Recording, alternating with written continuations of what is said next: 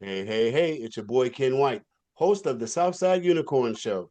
And you know me, I like to bring you things that matter. I'm not given to just coming on every day or anything like that. I come on when I come on. But when I do, I bring the noise. Everything that's happening right now, or a lot of things that are happening right now, seem to be stemming out of a place called Minnesota, Minneapolis, Minnesota, to be more correct. And if we were to gauge the truth or the news from Don Lemon, from the legacy media, from the Democrats, we would believe that Minnesota is totally blue, totally right. Trump is totally wrong. And everybody, I mean, everybody in Minnesota doesn't like ICE, doesn't like the mission that they're carrying out, doesn't like a Republican if they saw one. Well, as they say, there's always two sides to every story, sort of like the Twin Cities. They have two stories too. Now, before we join our guest today, I want to preface this. In my lifetime, and I was born in 1964 on the same date as the Civil Rights Act was signed. Freedom, America, okay? And I never in my life imagined I'd have to have guests on that we have to hide their identities. The guests today have decided to come onto the show, but they're Minnesotans. And for their protection, we're not going to use their names today. I want you to think about that. They want you to unmask ICE. They want you to believe that they, and I'm talking about the left, are the paragons of freedom and justice. But before you, you have three beautiful Americans who have to hide their identity. I wonder why. So, having said that, yes, we are now behind the walls of Minnesota. No pun intended. I could spell it WALZ, but it's WALLS. We're behind the walls of Minnesota because it feels like sort of like the Soviet Union when President Reagan said, Gorbachev, tear down this wall. They so without any further ado, I want to say hi to the three guests, but I cannot say their names. Ladies and gentlemen, thank you for coming on to the show. Thanks for Thank having you. us, Kenny. Yeah, hello. You're welcome. And you guys just look like sweet Americans that are just doing your thing. I'm going to ask, which one of you has been a Minnesotan all your life? Please raise your hand. Well, straight here, It is yep. okay. There it is. Everybody on this interview or this chat has been living in Minnesota all your lives. What happened to Minnesota for on the behalf of the rest of America and the rest of the world? It seems that ICE can go into almost any state in America, and they weren't met with the amount of anger, vitriol, violence, mindless interference that's happening in Minnesota. Did we get Minnesota wrong? Is Minnesota a blue state? Minnesota is a very red state. Is that right? You have, I think 87 counties are red, 81 red out of 87 total counties. Basically, the metro Twin Cities is blue and a wait couple a other minute. dots. Hold on. Let me catch up with you because you hit me with that. You have 87 known counties. And Yes, of that 87 counties, you're saying that 81 of those counties are red? yes. But yet, if you were to listen to Mr. Walls, and I will not call him a governor, you are not a governor. I just thought I'd let you know that.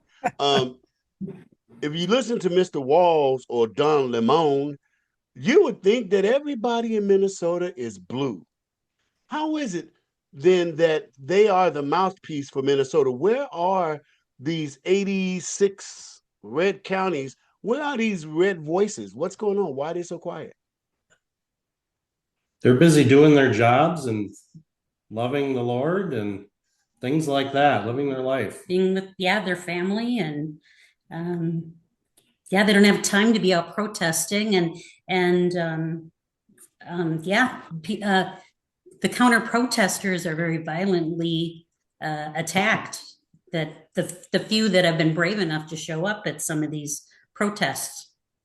So you're saying that if the red Minnesotans were across the street from this few blue Minnesotans, the blue would cross the street and do something bad. Yes, absolutely.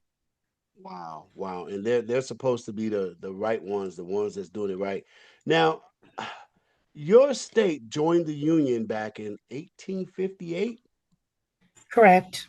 And I don't want to give you a history lesson, but I'm doing this for the benefit of the audience as well, so that they can hear and catch on. Minnesota joined the Union on May 11th, 1858. That would be a full 3 years before the Civil War would begin. But let's not kid ourselves. Using our current times, there were still some tensions going on, even 3 years before the Mhm. Civil War. Would you agree? Absolutely. Yes. And ladies and gentlemen, recognizing that truth, that there were tensions already brewing before Minnesota joined the Union. And wouldn't you know it, the Minnesotans, when they did become part of America in April of 1858, oh, no, May 11th of 1858, they actually fought with Abraham Lincoln. They sent 1,000 troops to fight to free slaves and to get America back in order. So how is it, and I'm asking you all this, how is it that this Mr. Walls would dare to use the imagery of Fort Sumter and try to portray President Trump and ICE as being the South? Can you guys help me make sense out of that? Let's talk about it for a minute. Well, I believe a lot of Democrats think that there was a party switch, and that goes back to a long time ago. And they just continue to use that rhetoric again and again. And they think they're the party, the anti-slavery party, the ones that led the civil rights movement. I mean, they've got all their, you know, they've got everybody believing that's what they are all about. When they talk like it's the truth, I guess people would start to try to believe that. And that's why I'm so grateful you all were brave enough to come onto the show today, because we just set that record straight. Minnesota is a red state. Minnesota worked and served with Abraham Lincoln to free the slaves and to set America back. So they were not Confederates. They were Union soldiers. Yes. Okay. So Yep. now that we got that covered, I would imagine then that Mr. Walls just lied. Mr. Walls is trying to stir up trouble. How do you all feel about him? How do you feel about what he's doing? Well, Probably about the worst governor we've ever had, hands down. So yeah. And he was a social studies teacher, in high school. So he should know his history. Yeah, thank you for bringing that out. I'm going to call you guest number one. Thank you for bringing that out, guest number one. No, wait. Okay, you're guest number two. You're guest number two. The gentleman so arrayed is guest number one, and the lady in the beautiful fuchsia or pink sweater, right? Oh, yeah. Guest Yes. number three. Yeah, that's how we're gonna Okay. do it. Yeah, for anonymity's sake, we're gonna do it like that. Um, you guys have an election coming up in just a bit. I think the whole nation is the midterms. And this Mr. Walls thinks he's done everybody a favor by saying he will not run or seek another term. Uh, I'm going to use the word resign. How do you all feel about that? Should he resign? absolutely. Yeah, he's guilty as can be. I think he's very much involved in all the fraud. Mhm. Um, in fact, a lot of the protests and all the stuff that's going on with ICE, I think they're just trying to out maneuver, all the fraud that's being uncovered in Minnesota. Wow. What say you, And guest number three? What do you feel about that? Yeah. Yeah, I agree with that. He, not just him, but all the other people involved in the fraud. There, with the chaos, it just makes it so the fraud isn't up in the front of everybody's vision. And so that's just a gentle plan that they have. Well, I'm going to say this because it's about optics, with Don Lemon doing what he did. And I heard you, guest number one, say, that most Minnesotans are worshiping and too busy working, which those two go hand in hand. If a man does not work, he should not eat. I know that's somewhere in the Bible. I think I heard that somewhere. So, Minnesotans are about their God and about their job. And that's a beautiful thing. I I am hesitant to mention this, but I must. A lot of that fraud that we talked about, a lot of the fraud that's really going on, that 9 billion, it seems to be stemming from one community. So I would say I need to say this to you all or ask you this question. I kind of figure how you're going to answer, but I got to ask you anyway. How do you guys feel about people that are non-whites? These Somalians are Africans, for a better, sense of the word, Negroes, black, whatever. Does that figure into your equation about this fraud in any kind of way? Absolutely not. I mean, I can't. There's one gal that was kind of a ringleader with this, and she's Caucasian. Boy, her first name is Amy. I can't think of her last name. She was involved in it, and she's in jail. As white as you she's are, in right? prison. Yes. Absolutely. Yeah, and but everyone else needs to be taken down at the same time. So not just her. I had to bring that out there because I hope that you all get the justice that your state deserves. And I don't want anybody muddying up the water with this. Oh, it's because they're black. Oh, you're only attacking the browns and the blacks. I don't think did you we okay, you wanted to say something on number three, but we're down to just a few seconds before we have to take a station break. So hold that thought. And as soon as we come back, from the station break, I want to hear your thoughts on this Brown and you're attacking them because they're black or what have you, so we can dispel that notion right away. But it is time, ladies and gentlemen, for a station break. We'll be right back after these messages. Go nowhere. Kind of energy where we should rip people apart from their families. Are you a man?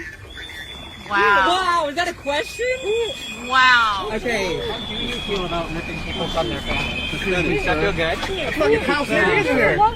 Sir, I need to move. Fucking house nigga, where's you for the fucking KKK? What the fuck's wrong with you people? Why are you calling a woman a man? I mean, what kind of a guy does that? Please, fucking house nigga, bitch. Fucking neighbor. Go look for your fucking face.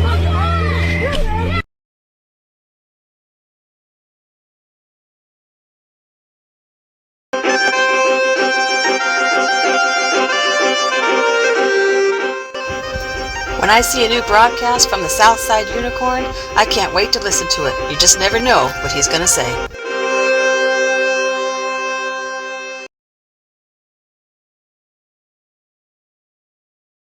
Step 1, train the people only to consume. Step 2, infiltrate adults with the news. Step 3, indoctrinate the children through the schools and the music and the apps on the phones that they use. Step 4, separate the right from the left. Step 5, separate the white from the black. Step 6, separate the rich from the poor. Use religion and equality to separate them more. Step 7, fabricate a problem made a lie. Step 8, put it on the news every night. Step 9, when people start to fight and divide, take control. This is called situational design. Hey, Ken White here, host of the Southside Unicorn Show. If you're enjoying what you're hearing, reading, or seeing, won't you support the show? You can do that in two different ways. You can buy merch or do a straight donation. To buy merch, go to www.thesouthsideunicornshow.com. To make a donation of any denomination, use the Cash App. Our account number is the $SSUS44. And thank you very much. Hey, listen to me. There's no place I'd rather be. There's nothing more I'd rather do than being right here doing this show for you. Hey, my name is Toot Sweet, and I'm New York City's original artist, singing for the cause of freedom. I've spent the last 10 years of my life documenting history through my music. It's like a recipe that's blessing me, bringing out the best of me, aggressively testing me to create my own destiny and understanding, universally accepting adversity and learn more lessons in life than you're learning any. And when I'm in need of a dose of reality to escape the liberal land of make-believe, I tune in to the Southside Unicorn, where the truth is as solid as New York City concrete. My name is Toot Sweet, and you're listening to my friend Ken White on the Southside Unicorn, and this party's just getting started.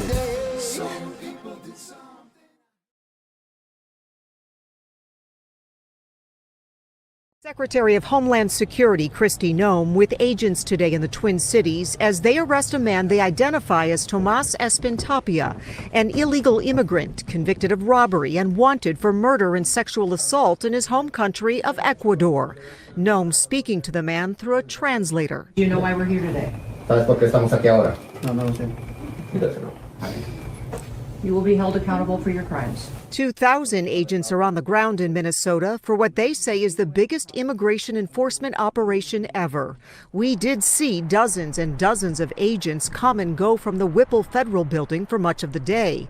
Today, Governor Walz strongly criticizing the federal government's effort. We are under assault like no other time in our state's history because of a petty, vile administration that doesn't care about the well-being of Minnesotans. Walz also says the operation is not helping the people here. They'll be wearing masks, being here in Minnesota, harassing them. If you want us to fix fraud, come and help us. Come and help us do that. They're not interested in that. But DHS says they're protecting Minnesotans with the operation, adding that cities with sanctuary protections like Minneapolis attract illegal immigrants who hide in plain sight. Going door to door to a lot of these suspected, companies that are not only hiring illegal aliens that shouldn't even be in the country, but also, being involved in potential human smuggling, human trafficking cases, but also looking at these fraud cases as well. Although it has not been said how long Operation Metro Surge will continue, Homeland Security posted on social media this afternoon, quote, "We're not leaving until the problem is solved." Now, there were some people in and around kind of keeping an eye out for ICE agents, using whistles and shouting, trying to warn others that ICE was in the area. There are also a lot of videos posted online of ICE making some arrests.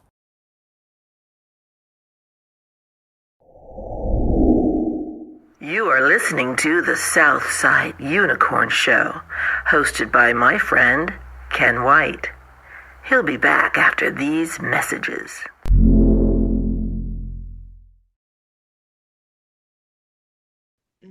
It's your boy Ken White, host of the Southside Unicorn Show, and I am bringing you 3 guests from behind the walls of Minnesota.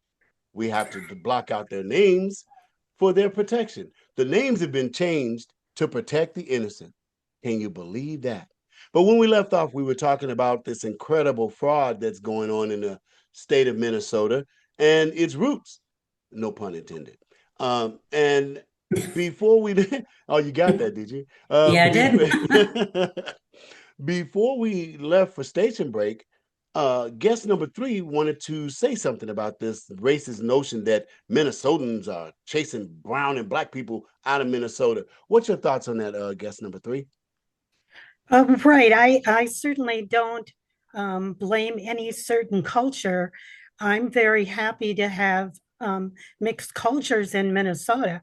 I think that's what makes a state, a community vibrant, is to have diversity. We have more refugees per capita than any other state. That's not just morally a good thing. It's our economic and cultural future. This beautiful diversity we see out in Worthington when I'm there, you see 50 languages spoken in the school. And just because some of it may be directed in that way, I think the main point is the fraud needs to be investigated, and people need to be held accountable no matter who it is. It's that's the way I feel. You're beautiful, right? You have a beautiful heart. Your answer it says everything that we need to know about Minnesotans. Your answer is innocent, is honest, and I don't hear any racism in there, any thoughts. And speaking on that, were there like any acts of racist violence before ICE showed up? Do you know of anybody being, as Pam Grier said on The View last week, and she lied. She said she has memories of people being lynched and hanging in trees. None of that happened in Minnesota, did it? No. Yeah, you can't shake your head. You got to answer that. Not that I recall. No, Not never that I'm heard aware that. of. Not that I'm aware of. And see, this is going to be on radio and video. You should have seen them. They were absolutely shocked at the question. These are beautiful people. These are God-fearing people, hardworking people. Speaking of God-fearing people, hardworking people, what are your thoughts on Don Lemon going into a church during worship? Was he doing the job of the media, or was he part and parcel to that violation? I think he was 100% a participant. He said it himself before he even went in the doors of that church. He said he was basically going to be, taking part in this. I can't think of what he called it. Operation. Did he say this operation? You know what? I'm gonna go back and look, and I will probably put that clip into the show because it was shocking to me. Guest number one, what are your thoughts on a group of people? You belong to a church, correct? Yes, we do. What would have happened, hypothetically? What do you believe would have happened if that event had occurred at your church? That would have been very disconcerting because a lot of churches have never come across that in Minnesota. I don't think we would have been prepared. But that's certainly things we're thinking about and talking about now in our church. Unfortunately, those things have to be discussed and planned for. That's very unfortunate. And that's your answer again. You guys are giving up great answers. You weren't even prepared for something like this. Minnesota hasn't been visited by this type of evil before. I'm imagining it's not just some. Are you guys like Maine? I have friends who live in Maine, and they don't even have to lock their doors. By that, Wow. but they leave the keys in their car, and they don't even lock their doors. Is Minnesota like? A lot of rural Minnesota is, yes. Certainly not in the Twin Wow. Cities. So the advent of a Don Lemon and a mob of angry people is just not something you all are prepared to deal with. And I'm marveling at that because they want you to believe that behavior, that horrific conduct, is all a result of ICE being in Minnesota. I'm not buying it. No. That's them. Now, these people, do you believe that perhaps some of the people in Minnesota right now doing the aggressive protesting with the whistles and all these things, do you believe they're Minnesotans, or have they come from somewhere else? I believe some of them are. There definitely are leaders and agitators that come in. They're probably paid. I guess no one's really proved that yet, but they'll come in and just whip everyone up into a frenzy, and there's what you get. Wow. So you guys are about to go into the midterms. We're all about to go into the midterms. Those of out here in California, we have the Joker to deal with. That Joker's name is Gavin Newsom. Oh, gosh. and we're praying with all due speed that he never sits in a political office ever again. Now, in Minnesota, you are blessed. I would say you're blessed because Mr. Walz, I'll never call him governor. Mr. Walz says he won't run anymore, like he's doing us a favor or something, but he's not going to run anymore. That leaves you all with a Kendall Qualls, and that leaves you with the honorable, incredible Mike Lindell.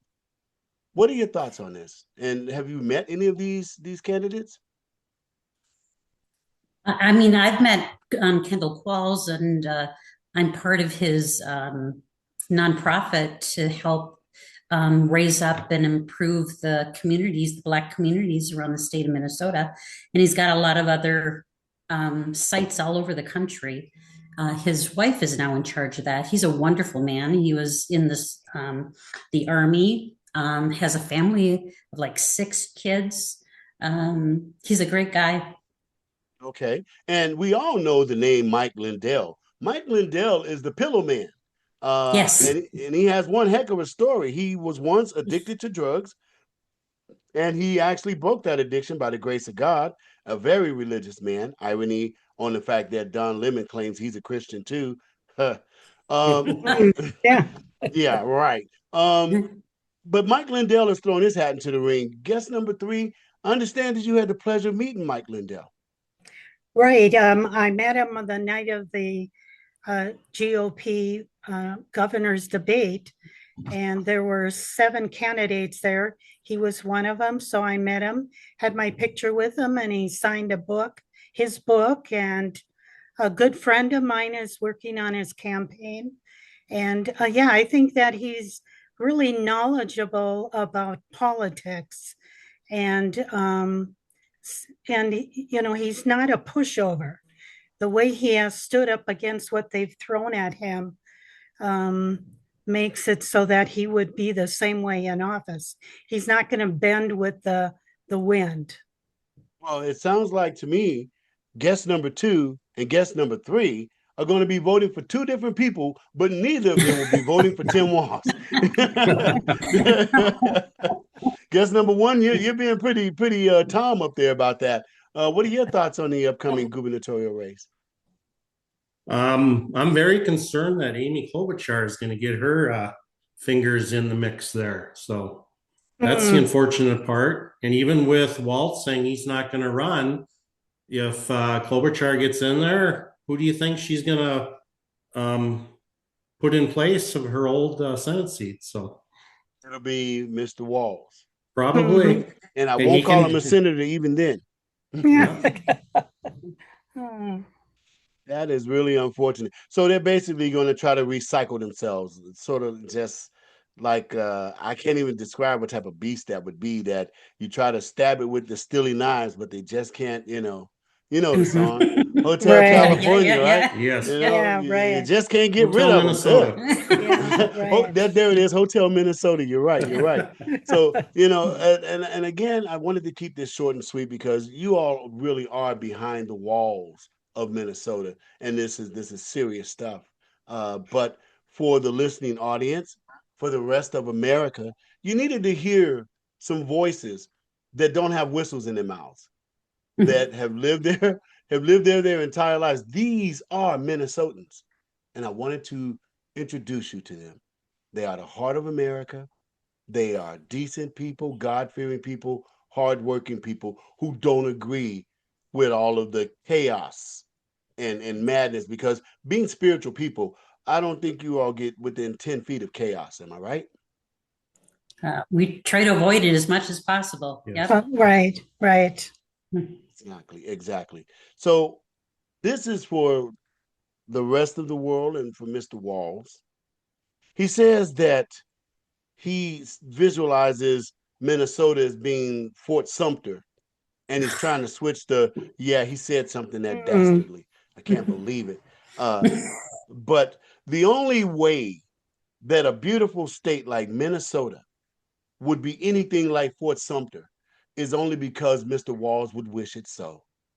Other than that, God bless you all. God bless your state.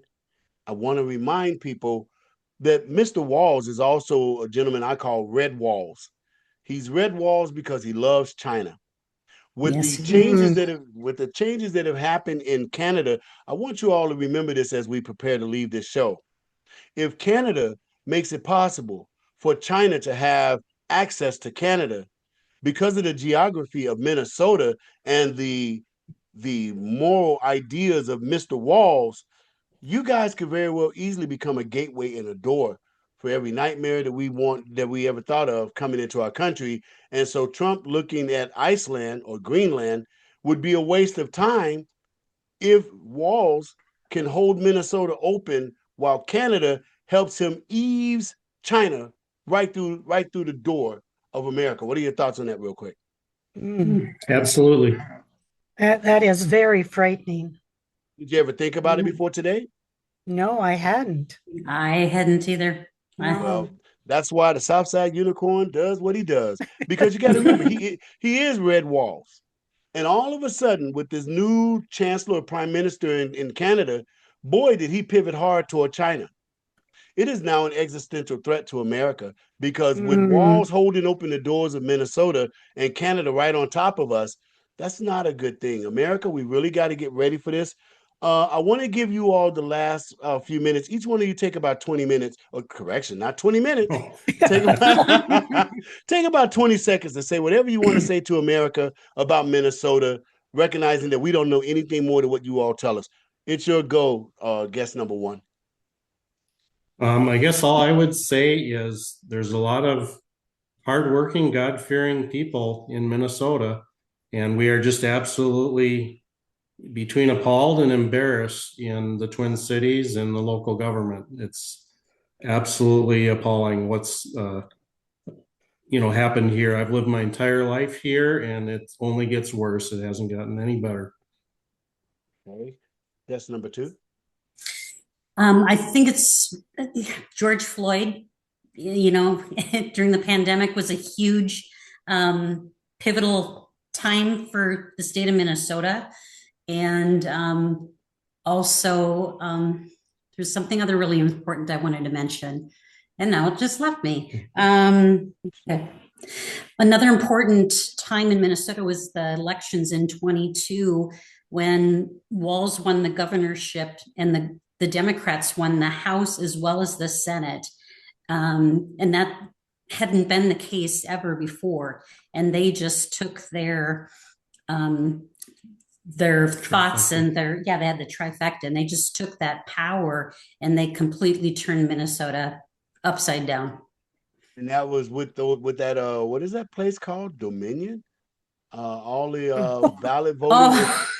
What I do? I said, did I say something bad? Well, our Secretary of State has not been real cooperative in releasing ballots and so forth like that to be looked at for sure. Somehow I think if those ballots do get released, we're going to learn a great many things about these so-called Democrats and the war they're literally waging on America. Do you think they're going to give up those ballots? Do you think we'll ever see them? No. I don't think so. I don't even know.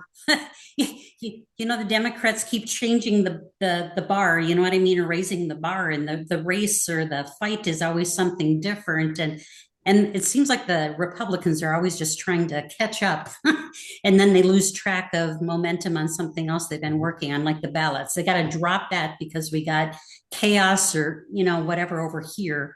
They're always changing the narrative and what's grabbing everyone's attention. Well, the other thing that keeps go ahead. The other thing that keeps falling by the wayside is before Walz was elected, Minnesota had a multi-billion-dollar surplus in the state coffers, and I don't. Yeah, I say that for the last. Y'all wait till right now to start telling me that kind of stuff.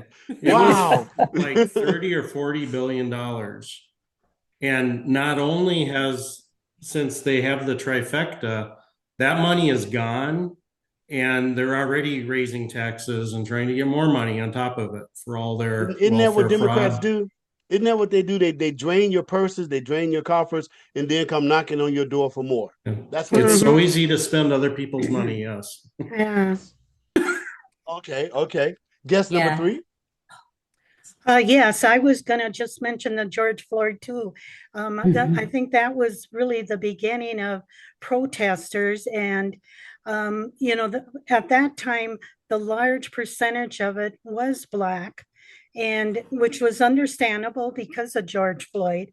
And now it seems to be not as many Black. It seems to be, the best as I can tell what I see on television. And I've done a little protesting myself, but I just stand on the corner and wave a flag or a sign. I would never interfere with the law. That is just reprehensible. What they're doing. So well, you're doing it the right way. This country guarantees your right to make address and grievance against your government, but trying to run ICE agents over, kicking out the lenses of our vehicles that our taxpayers' dollars pay for, aggressively inserting yourself into arrest operations while carrying a weapon. These things are I want to say unique to this matter. You don't really see this anywhere else. No, you don't. No. So I blame Mr. Walz for that. I want to say And the word that I've used on the show, on the page and all of that, is compassion. And you all being Christians, I'm sure you understand what I'm saying. I'm not trying to rubber stamp or say that Pretty or Good were right in what they did. They were wrong, just absolutely wrong. But we can have compassion for both of them. I mentioned their names in respect, Pretty and Good, because we lost them. They're gone. All over hyperbole, passions, and lies. And so I asked that we would pray for them and have compassion for them being caught up in the maelstrom of a wicked puppet master like Mr. Walls. So, yep, absolutely. There's that. Nobody wants to see anybody hurt or killed. That's really what we want. But we do have a right to keep our tax dollars. We do have a right to be safe in our own states. We do have a right to protect our children and our women. We have that right. And so, having said that, we'll be praying for Minnesota, Minneapolis, and thank you all for being brave enough to come on to the show. In America, as we wrap up, I want you to really let this sink in. Look at them. They're Americans living in America, and we have to black out their names for their safety. Well, sorry we didn't give you all the good stuff. We weren't holding back, but something else you should know about Walls is he thinks that Newsom is like pie in the sky.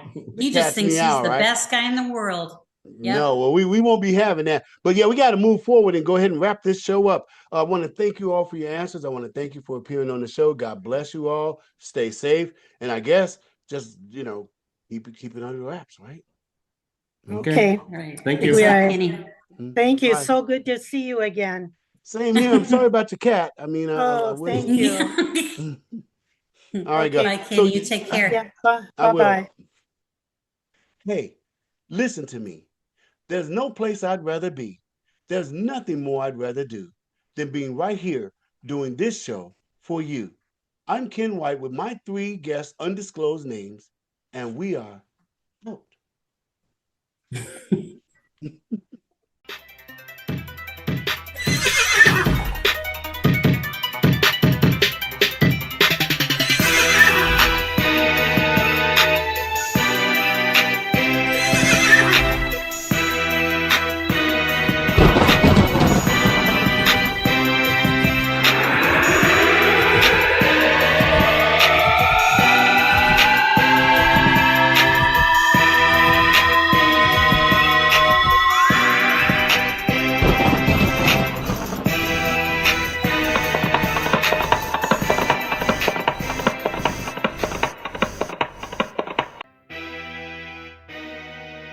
Wow, the time goes by so fast. Hey, listen to me. There's no place I'd rather be. There's nothing more I'd rather do than being right here doing this show for you. I'm Ken White, host of the Southside Unicorn Show, and we are out.